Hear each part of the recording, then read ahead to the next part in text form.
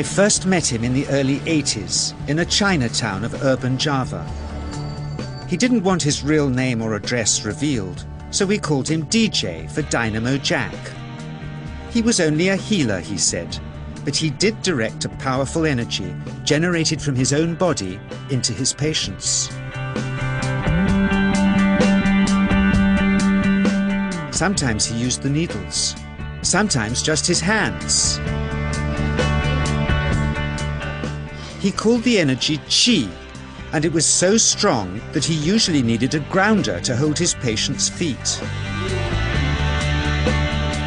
For years we followed him around Java on his healing rounds, pleading to be allowed to film him, but he always refused, saying his powers resulted from a type of meditation with an ancient tradition of secrecy. It was only when my brother Lorne was suffering from a serious eye infection that he finally allowed us to film him in 1987. It was nothing like any acupuncture I'd ever had. I was getting really powerful electric shocks and couldn't control my movements at all. Yin yang, positive and negative, you know. And my positive from here and my negative from here. And we meet together, this can get like electricity. And is this because you're special? You have a special sort of it's meditation every day. It's meditation that does it? Meditation every day. Like you can touch me, like this. It's nothing, okay? It's my burn. It's just like this. For our sound recordist, it was also a shocker.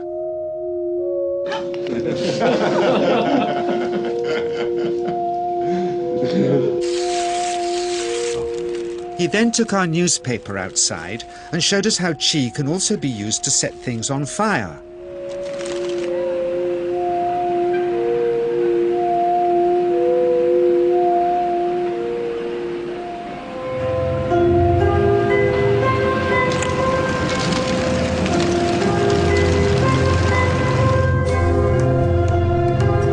When he heard we'd shown this footage in public, he was very upset and refused all our future efforts to contact him again. As the years passed, we sadly resigned ourselves to never seeing him again. My brother Lorne never did, for by 1997 he was already dead, when I again found myself with DJ, now treating me for an eye problem. But it wasn't this that brought me back. He had tracked me down out of the blue and invited me to tell me a story. He had just returned from 2 years on a deep meditational journey, alone in the heart of Borneo. Amongst his revelations, he had seen, he said, how history was moving on into great change, and the old wisdom was vanishing. So he'd called me back to film just enough of him to remind us that we all have undreamed of powers sleeping within us, and that there's nothing special about him except for his training in waking them. Grounding this patient, my cameraman Joe is having to use all his weight to keep contact. The Qi is pushing him away. He seems able to control the amplitude of this Qi, like a dimmer switch, and it causes uncontrollable responses in the patients and their grounders. I can barely keep my hand on you. It wants to fly off. The electricity is so strong. This mother unwittingly grounds her child. He won't sit still, so she's asked to hold him and grin and bear it.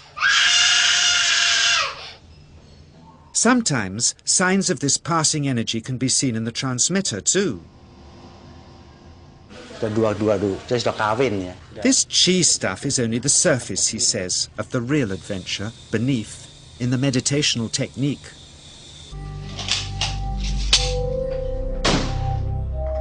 Projecting Qi from the palm of the hand can also be used to resist rifle pellets, he says.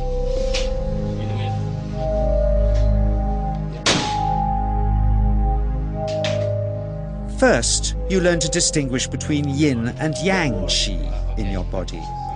Then how to pool it in your navel chakra.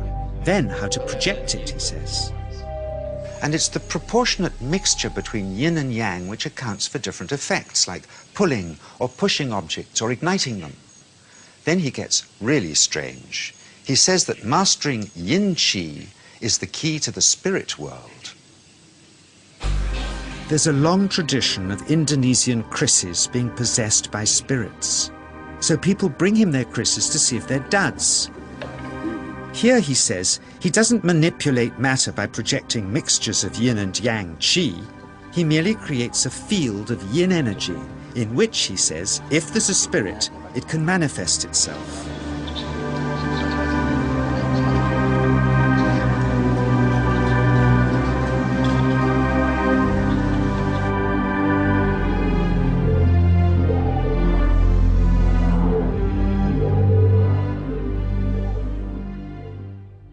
So I invited a small group of scientists back from the United States with measuring equipment to test if DJ was for real. And if so, where might this energy belong on the electromagnetic spectrum? Catherine Cook, CEO of the Mind Science Foundation in Texas. Dr. Roger Nilsson, a Swedish medic and international racing sailor. Dr. Greg Simpson, a physicist from New York's Albert Einstein University, and Andreas Polak, one of DJ's Australian students. The visitors are confident they'll uncover him as a fraud in no time. Greg is the first guinea pig, and he's uncomfortable about showing that he can feel anything at all. Dr. Roger doesn't know what to expect.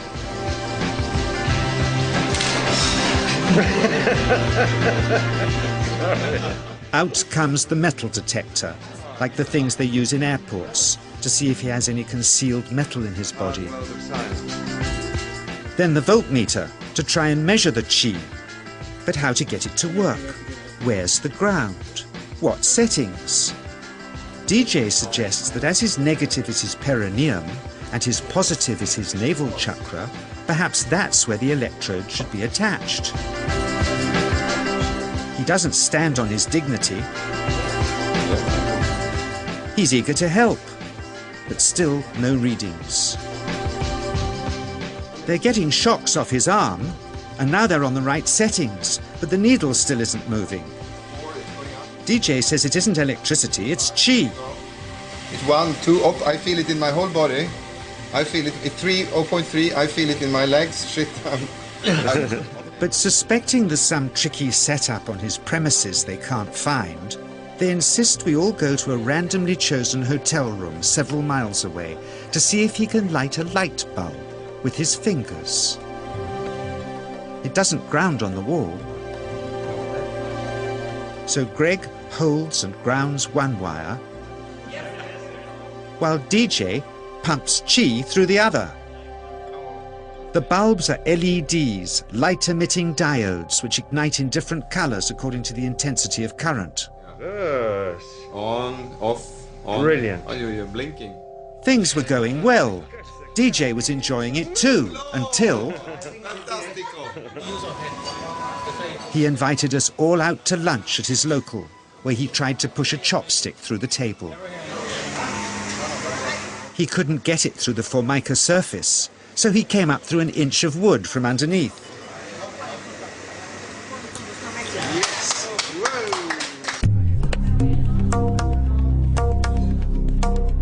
Not only did he draw his own blood, but a chopstick splinter had caught Alison here between the eyes, drawing more.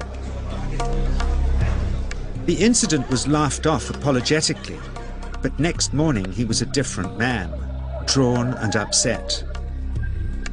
He said he'd been visited all night by his long-dead master, raging that he'd broken the strict taboos of his sect, never to show off in public and never to cause harm or draw blood.